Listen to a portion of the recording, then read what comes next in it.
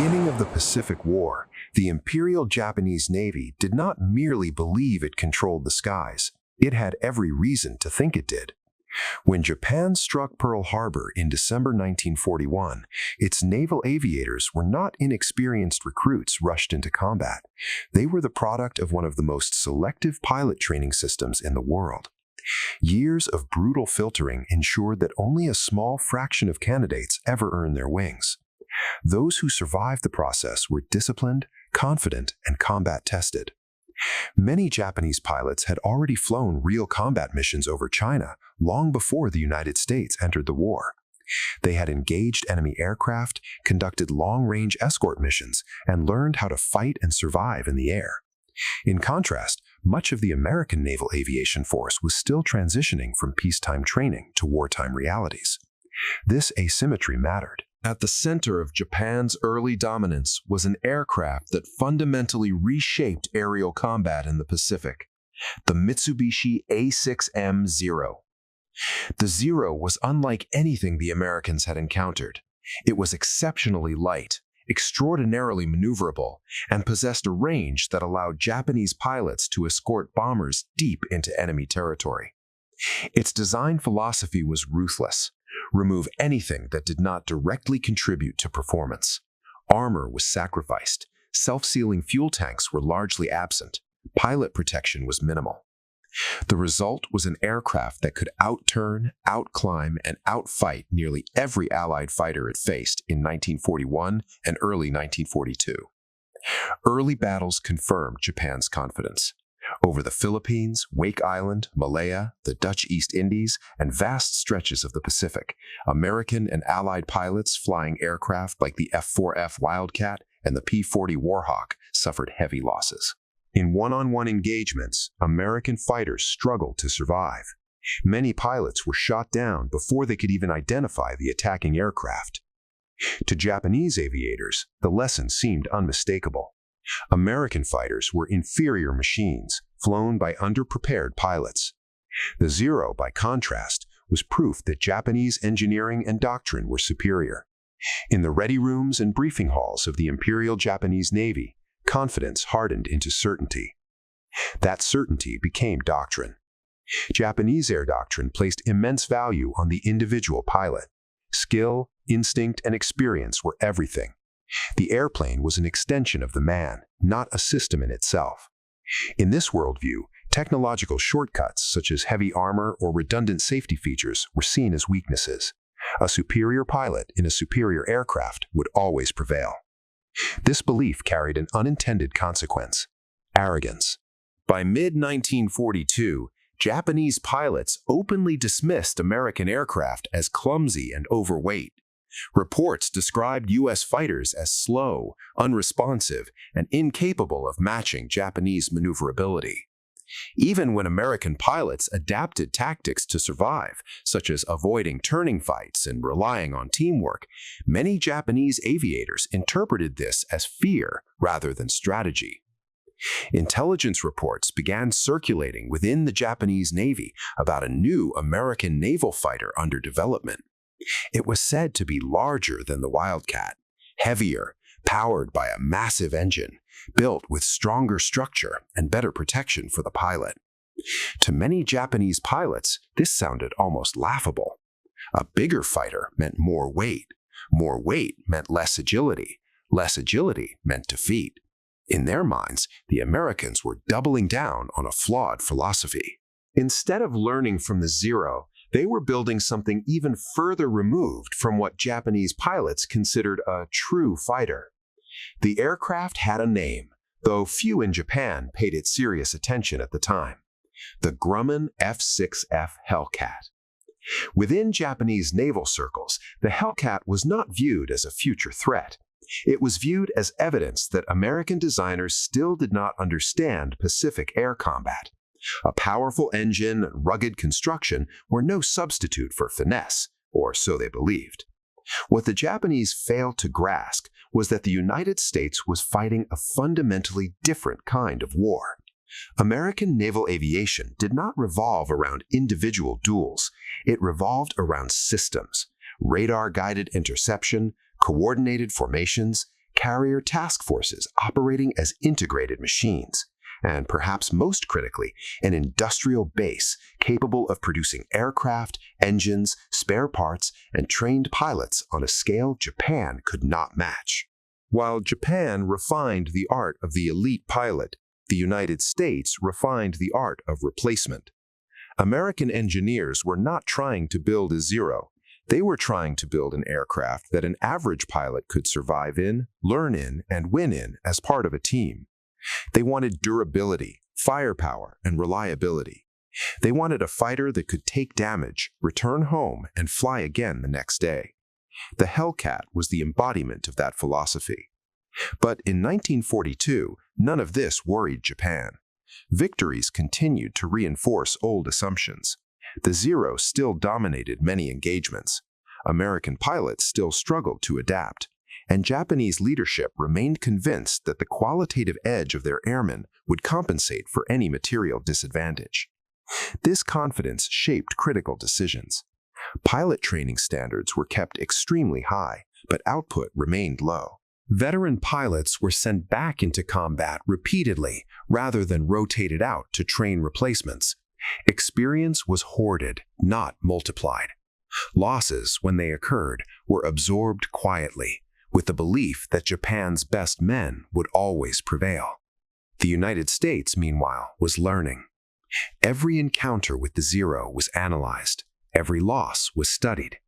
Engineers, tacticians, and pilots worked together to understand exactly how Japanese aircraft fought and why American aircraft were failing. The lessons learned were fed directly into new designs, new tactics, and new training programs. By the time the Hellcat began arriving in operational numbers in 1943, the stage had already been set. Japanese pilots believed they were facing another slow, heavy American fighter. American pilots believed they were finally flying an aircraft built to survive the Pacific. Both sides were confident. Only one of them was right.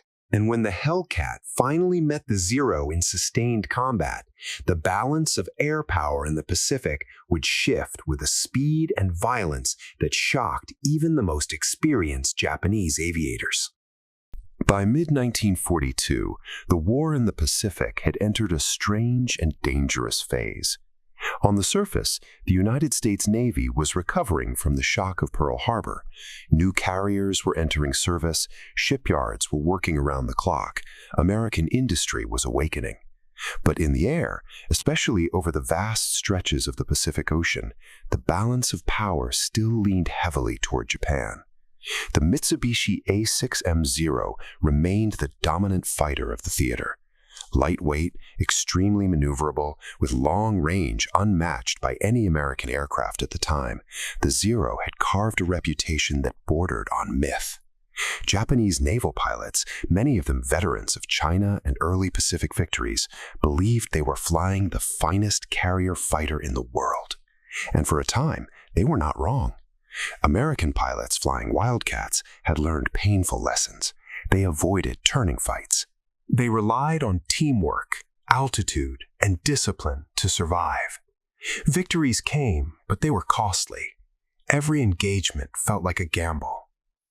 Inside the U.S. Navy, there was a quiet but growing realization.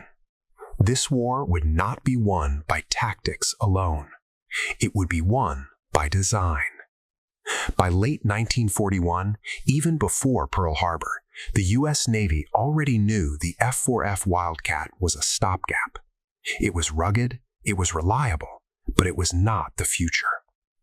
What the Navy needed was a carrier fighter that could do something radical, not outturn the Zero, not imitate it, but outlast it. The requirements were clear, even if they sounded heretical at the time. The new aircraft had to be heavily armored, able to absorb damage and still bring pilots home, fast enough to control the engagement, powerful enough to dive, climb, and disengage at will, simple enough to be flown by rapidly trained pilots, not elite pre-war aces. In other words, the Navy needed a fighter built for an industrial war, not a dueling war. That task fell to a company that already understood naval aviation better than anyone else, Grumman. Grumman Aircraft Engineering Corporation had a reputation inside the Navy. Their planes were not elegant, they were not delicate, they were not pretty, but they brought pilots back. Grumman engineers had a saying that quietly circulated through naval air stations: if you can still taxi it, you can still fight it. The man overseeing much of this design philosophy was Leroy Grumman himself, a former naval aviator who understood carrier operations from the inside. He knew that Pacific air combat was unforgiving. There were no emergency landings in friendly fields. There was only water, and water was death. So when Grumman began work on what would become the F6F Hellcat, they made choices that would horrify traditional fighter designers. They made it bigger. They made it heavier. They wrapped the cockpit in armor plate. They protected the fuel tanks with self-sealing technology. They designed thick wings capable of absorbing punishment. Most importantly, they paired the aircraft with one of the most powerful engines the United States could produce at scale: the Pratt & Whitney R2800 Double Wasp, 2,000 horsepower, the same engine that would later power the P-47 Thunderbolt in Europe. This was not a dogfighter's engine. It was a brute. When early versions of the Hellcat began appearing in 1942, reactions were mixed. Some American pilots were skeptical. The aircraft felt heavy on the controls. It did not dance through the sky the way lighter fighters did. It demanded respect, strength, and discipline.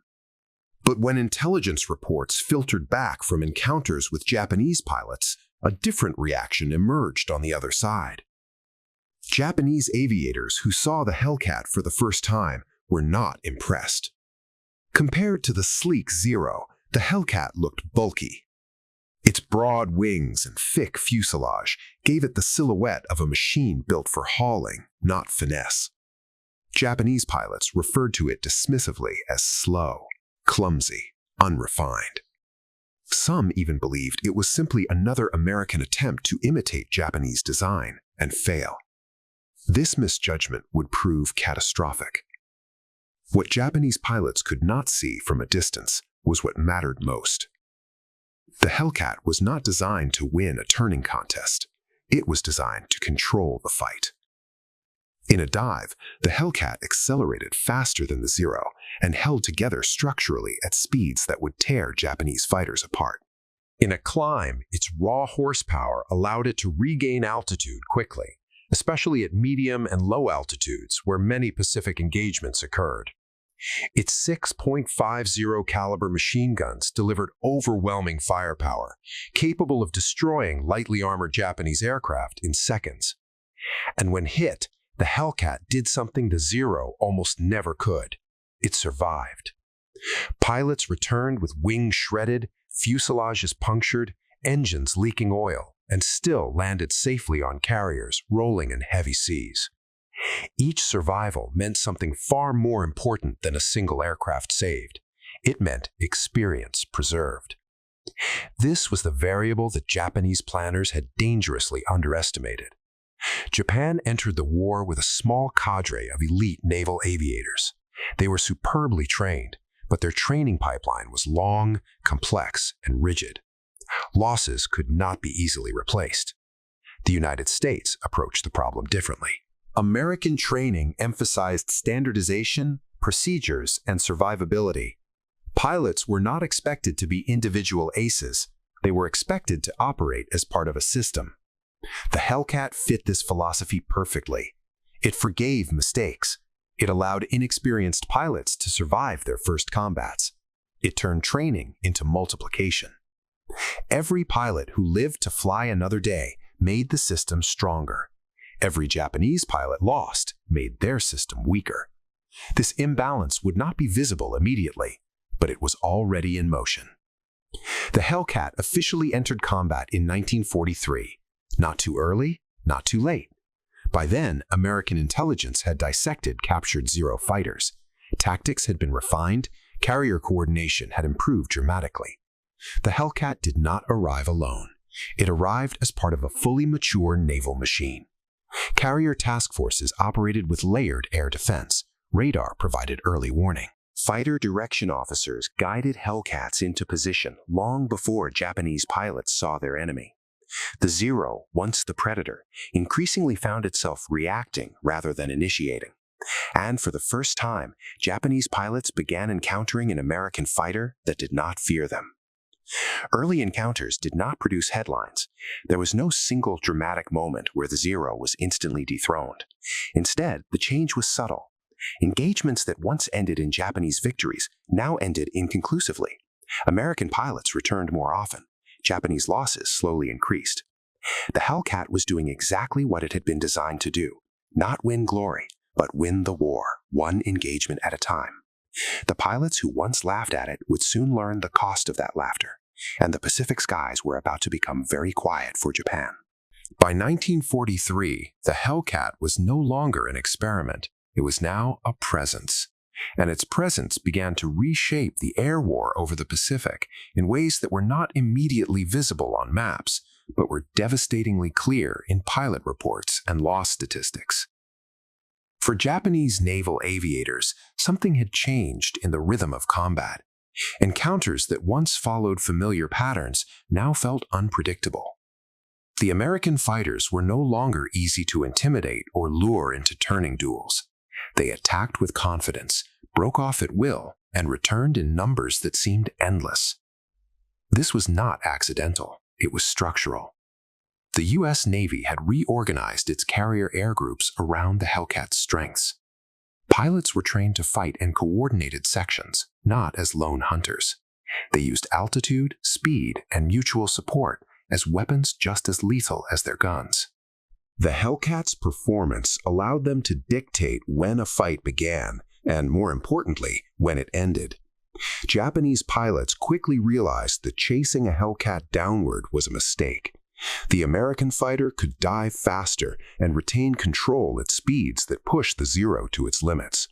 Attempts to follow often ended with Japanese aircraft breaking formation or losing structural integrity. Those who survived learned to hesitate. Those who hesitated often died. The first large-scale proof of this shift came during the battles surrounding the Central Pacific offensives. As American forces advanced through island chains, carrier battles became frequent, complex, and brutal. Unlike earlier engagements, the outcome was no longer uncertain.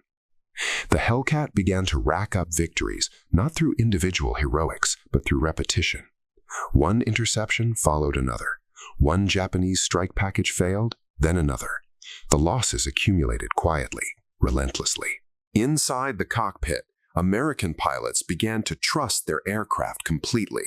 They knew they could absorb damage. They knew their engine would pull them out of danger. They knew that if they were hit, there was still a chance to return home. This confidence translated into aggression. Pilots pressed attacks longer.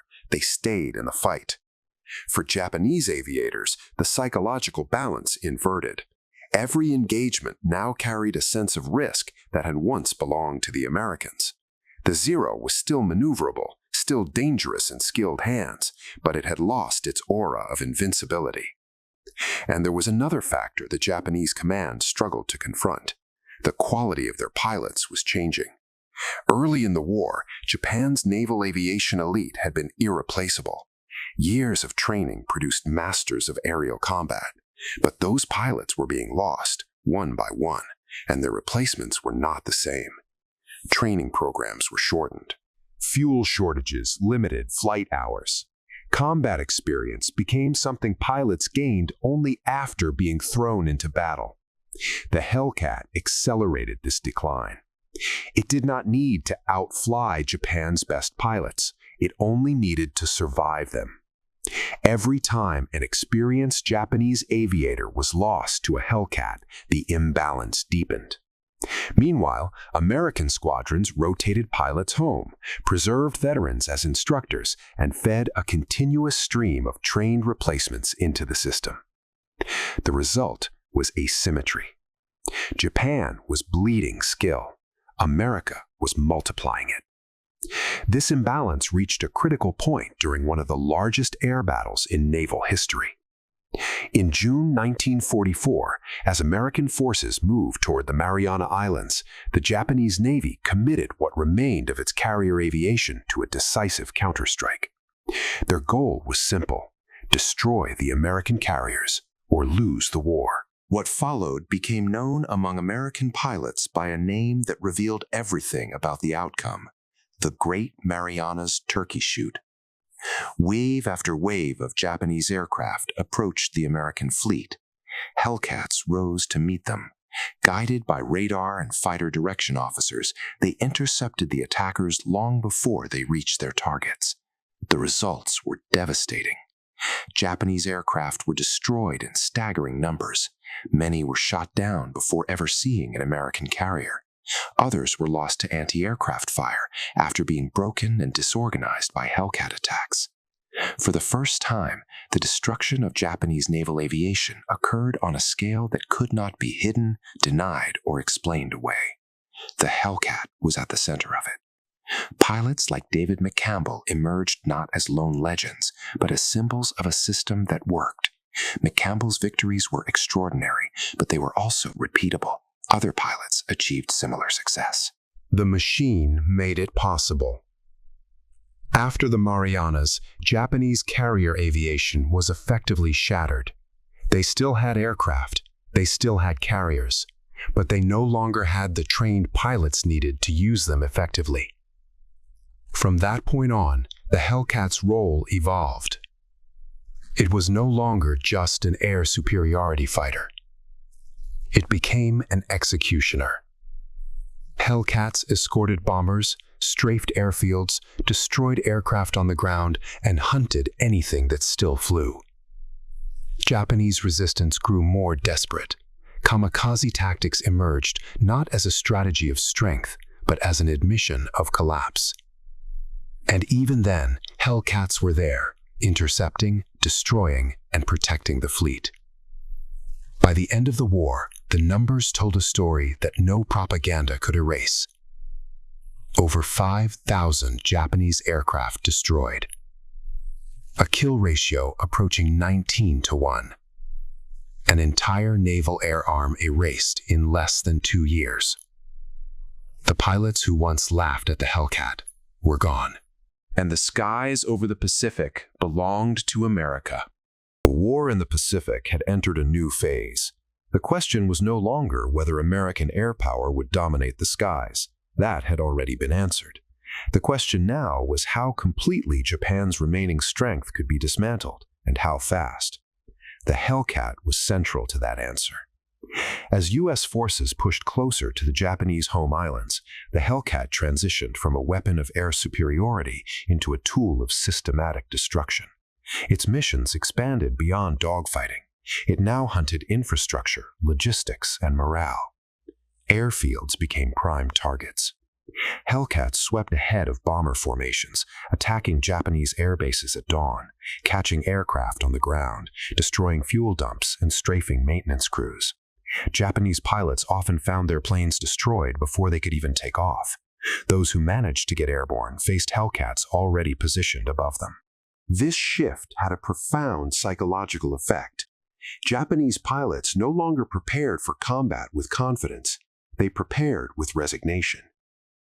The Zero, once the terror of the Pacific, was now outmatched in every measurable way that mattered in modern air combat. It could not climb faster, it could not dive safely at high speed, it could not absorb damage, and it could not protect its pilot.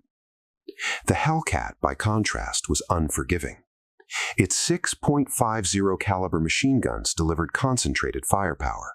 Short bursts were often enough. Japanese aircraft frequently disintegrated under fire, their light construction offering no margin for error. American pilots reported a chilling consistency. Once they lined up a target, the outcome was rarely in doubt. This mechanical certainty altered the nature of combat itself. Hellcat pilots no longer spoke of duels. They spoke of interceptions, sweeps, and suppression. The romance of aerial combat faded, replaced by efficiency. The U.S. Navy encouraged this mindset. Victory was no longer about individual scores. It was about denying Japan the ability to fight at all.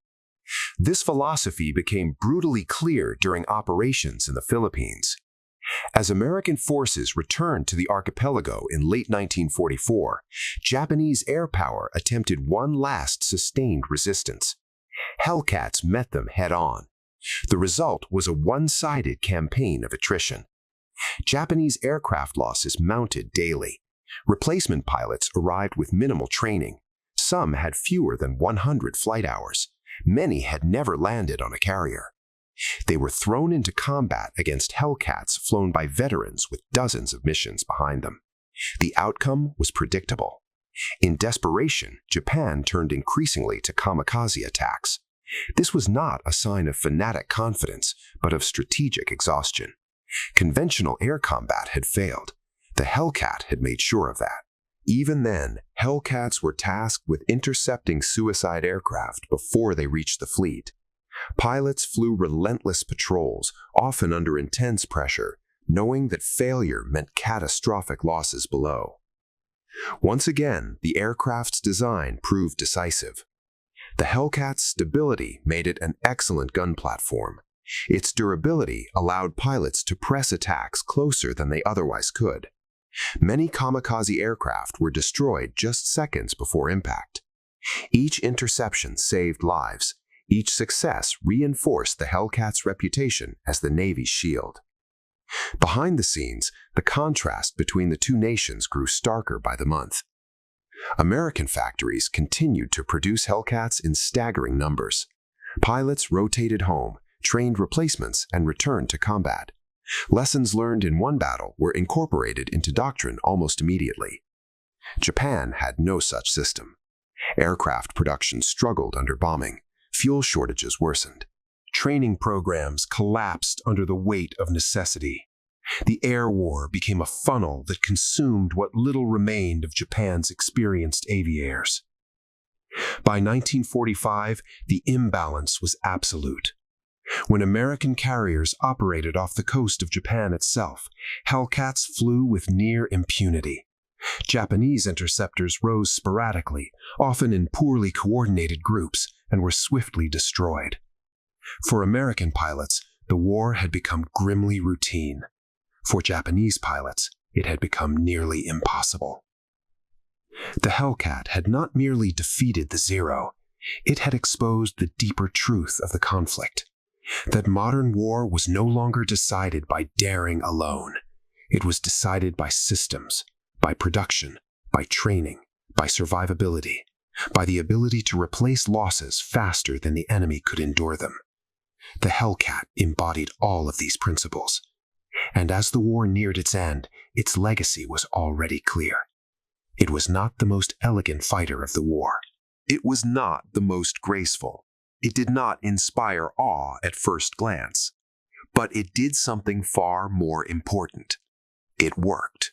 Relentlessly, efficiently, decisively. And it carried the weight of an entire nation's industrial power into the sky, turning early mockery into irreversible defeat. By early 1945, the destruction of Japanese naval aviation was no longer a projection or a forecast.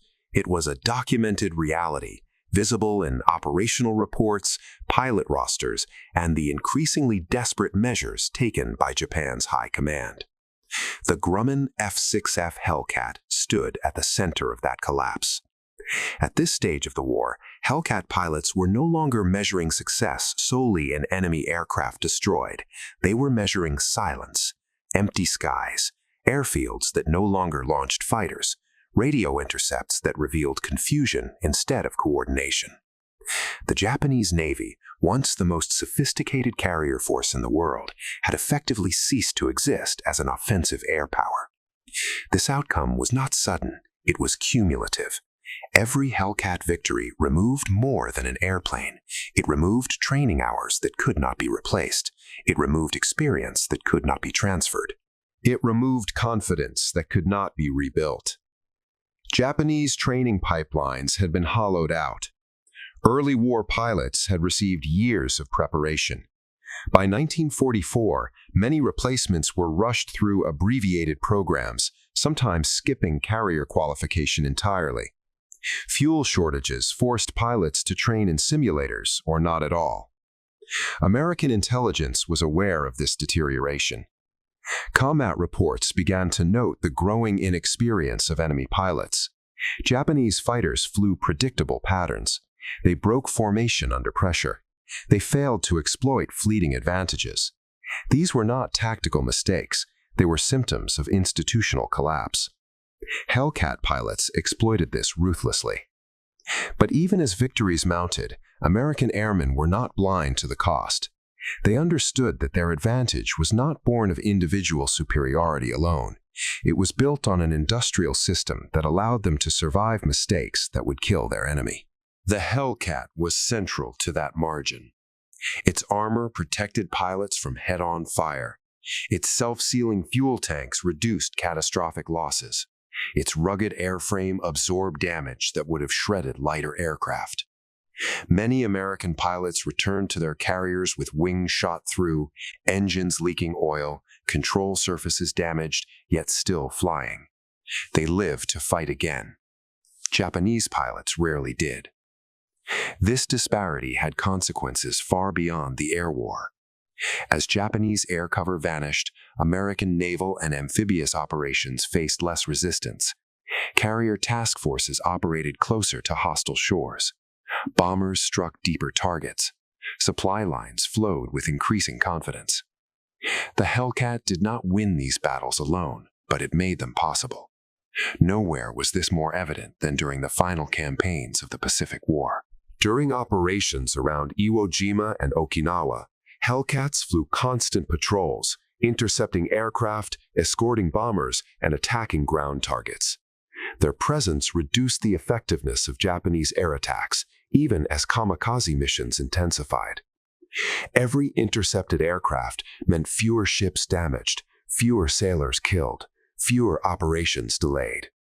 Yet even here, the psychological toll was evident. Hellcat pilots spoke of the strain of flying endless patrols, watching the horizon for suicide aircraft, knowing that hesitation could mean disaster. They were fighting an enemy who no longer expected to survive, and that reality weighed heavily on those tasked with stopping them. The Hellcat was not designed for mercy. It was designed for reliability. And reliability in this phase of the war was the difference between containment and catastrophe. As Japan's leadership confronted the consequences of these losses, their options narrowed dramatically. Without air superiority, defensive strategies collapsed. Without trained pilots, aircraft were meaningless. Without fuel, even desperation had limits. Captured documents later revealed how acutely Japanese planners understood this imbalance. They knew that American aircraft production dwarfed their own. They knew that Hellcats were arriving faster than they could be destroyed. What they could not reverse was time. The Hellcat accelerated the clock. By stripping Japan of its ability to contest the air, it forced strategic decisions that would otherwise have been delayed. It narrowed the range of choices. It turned long-term defense into short-term survival. For American commanders, this dominance came with clarity. They no longer asked whether the Hellcat could win the air war. They asked how best to use that victory to end the conflict. For Japanese commanders, the realization was devastating. The Zero, once the symbol of their aerial mastery, had become a liability. It could no longer protect its pilot. It could no longer challenge its enemy. It could only delay the inevitable. And delay, by 1945, was all Japan had left. The Hellcat had not simply replaced one fighter with another. It had marked the end of an era in which skill alone could overcome material disparity, an era in which bravery could compensate for vulnerability, an era in which air combat was still balanced on the edge of uncertainty. That balance was gone, and the men who first laughed at the Hellcat were no longer laughing. Many were no longer flying. Many were no longer alive. And many never understood how completely the rules had changed until it was too late. By the time the war in the Pacific reached its final year, The Grumman F6F Hellcat had done more than dominate the skies. It had rewritten the balance of air power in naval warfare. Its impact can be measured not only in victories, but in absence. By mid-1945, Japanese naval aviation no longer existed as an effective fighting force. The Imperial Japanese Navy still possessed aircraft on paper, but lacked trained pilots, fuel, coordination, and above all, confidence. American pilots, by contrast, flew with an expectation of survival and success that fundamentally altered how air combat was approached. The statistics tell part of the story. The Hellcat was responsible for over 5,200 confirmed enemy aircraft destroyed, accounting for roughly 75% of all U.S. Navy air-to-air victories in the Pacific. Its overall kill-to-loss ratio stood at approximately 19-1, a figure unmatched by any other carrier-based fighter in the war. Against the A6M0 specifically, the ratio was even more lopsided. But numbers alone do not explain what the Hellcat represented. It was the embodiment of a strategic philosophy that valued pilot survival, operational continuity, and industrial scalability over elegance or minimalism. Where Japanese aircraft prioritized maneuverability and range, the Hellcat prioritized endurance, firepower, and forgiveness. This difference shaped outcomes long after individual dogfights ended. American pilots who survived combat returned to train new aviators. They shared lessons learned, they refined tactics, they built institutional knowledge that compounded with each mission. Japanese pilots, once lost, were gone forever. By late 1944, American carrier air groups routinely included combat veterans with dozens of missions under their belts. Japanese units increasingly relied on men with fewer than 100 flight hours, many of whom had never engaged in a real dogfight before facing Hellcats. This imbalance was devastating. It showed in engagements where Japanese pilots failed to coordinate attacks, misjudged firing angles, or attempted outdated tactics against an aircraft that no longer played by the old rules.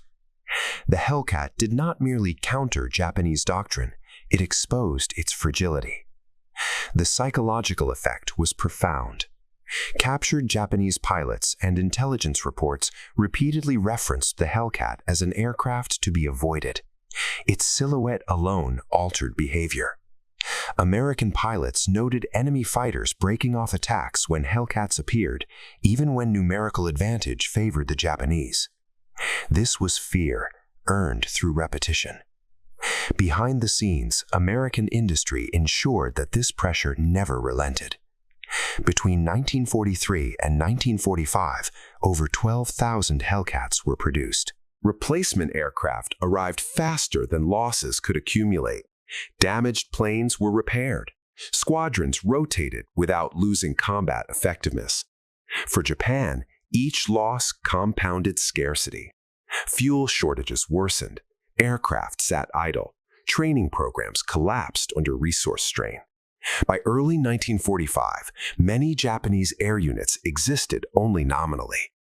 The Hellcat accelerated this collapse by denying Japan the one advantage it once held: air superiority.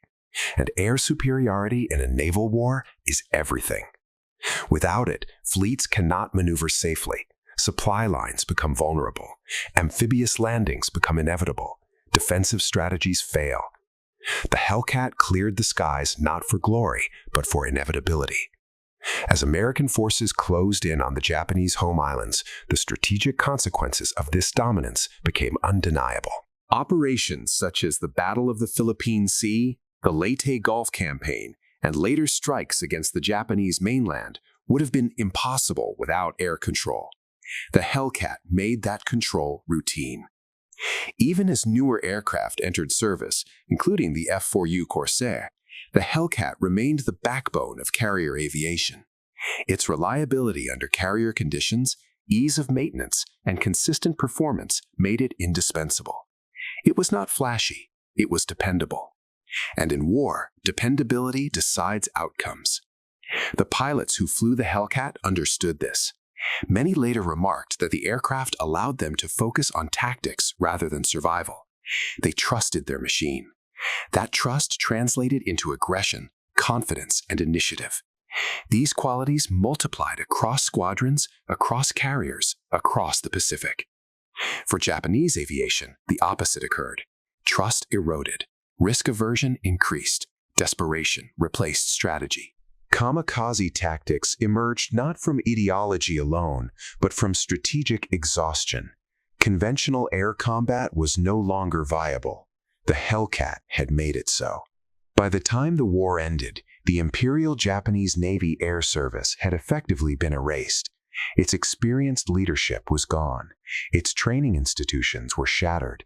Its aircraft were obsolete or grounded. And the Hellcat was central to that outcome. Yet the true legacy of the Hellcat lies beyond the Pacific War.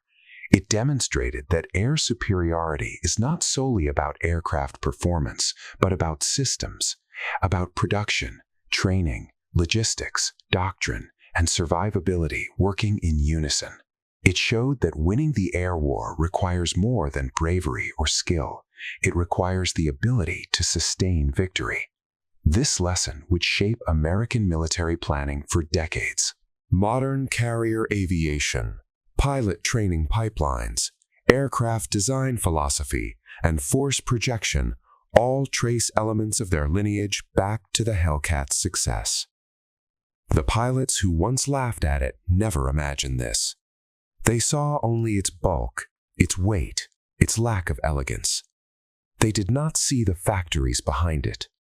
They did not see the training programs feeding it. They did not see the doctrine evolving around it. And by the time they did, it was too late. The Grumman F6F Hellcat did not just defeat Japanese naval aviation, it ended it. And in doing so, it proved a brutal truth of modern warfare, that industrial logic, when paired with sound strategy, can overwhelm even the most skilled opponents. The laughter stopped. The skies fell silent, and the course of the Pacific War was sealed.